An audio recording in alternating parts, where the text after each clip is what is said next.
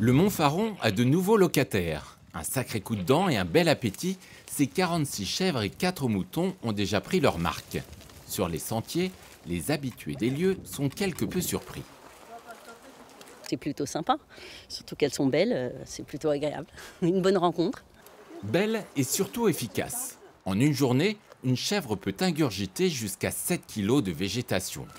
Pas de bruit, pas d'essence. Pour la bergère, les caprins sont aussi des auxiliaires de la biodiversité.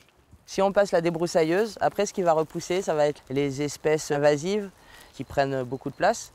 Et alors que quand c'est les chèvres qui passent, non seulement parce qu'elles sélectionnent, mais aussi parce qu'elles transportent d'autres graines des endroits où elles sont passées, il va y avoir une repousse plus lente et surtout beaucoup plus variée. Cette année donc, pas de machine, mais de l'éco-pâturage. Pour la régie en charge des 100 hectares du massif, c'est tout simplement une première. C'est le troupeau de chèvres qui fait son opération de débroussaillage, même si on ne remplit pas toutes les cases du débroussaillage, des opérations de débroussaillage réglementaires, on aura quand même rempli une bonne partie. Et oui, si les chèvres sont voraces et plutôt de bonne volonté, pour l'élagage, il faudra tout de même attendre l'action de l'homme. Pendant un mois, le troupeau broutera principalement aux abords des lieux les plus fréquentés. Le parc animalier est donc le premier site débroussaillé.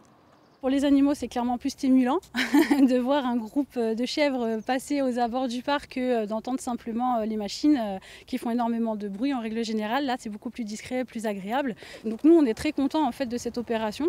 On pense que c'est vraiment une solution pour l'entretien des espaces et la protection incendie. Donc c'est une bonne chose et ça reconnecte encore un peu plus avec le vivant.